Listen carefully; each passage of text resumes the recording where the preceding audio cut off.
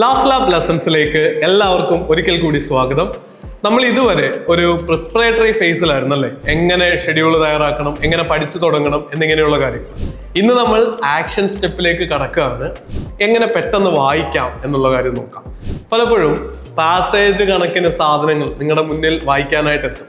ചിലപ്പോൾ പുസ്തകങ്ങളാണ് നിങ്ങൾ വായിക്കുന്നതെങ്കിൽ, ഗൈഡ് ആണെങ്കിൽ പോലും ഇറലവൻ്റ് ആയിട്ടുള്ള ഇൻഫർമേഷൻസും ഇൻട്രൊഡക്ഷൻ അതുപോലെ തന്നെ പല സെഷൻസും അതിലുണ്ടാവും.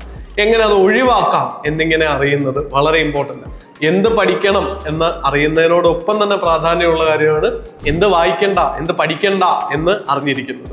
അപ്പോൾ നമ്മൾ പഠിക്കാനായിട്ട് ടെക്സ്റ്റ് മെറ്റീരിയൽ സെലക്ട് ചെയ്യുമ്പോൾ അതിലെ പാസേജുകളെ ഒന്ന് സ്കിം ചെയ്ത് നോക്കുക. ആദ്യ സെന്റൻസ് അവസാന സെന്റൻസ് വായിച്ചാൽ തന്നെ ഒരു പാരഗ്രാഫിൽ പറയുന്നതിൻ്റെ ഒരു ജിസ്റ്റ്, ഓവറോൾ ഐഡിയ നമുക്ക് കിട്ടും. അത് നമുക്ക് വേണ്ടതാണ്, നമുക്ക് അറിയാത്ത കാര്യമാണ്.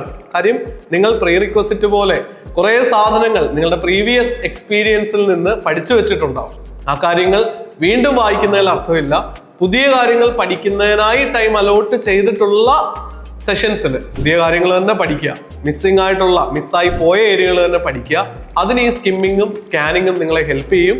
അങ്ങനെ ഫോക്കസ്ഡ് ആയിട്ട് ഇനിയുള്ള ഓരോ സെക്കൻഡും വാല്യുബിൾ ആണെന്ന് ഓർത്ത് പഠനത്തിലേക്ക് ഇൻവെസ്റ്റ് ചെയ്യുക.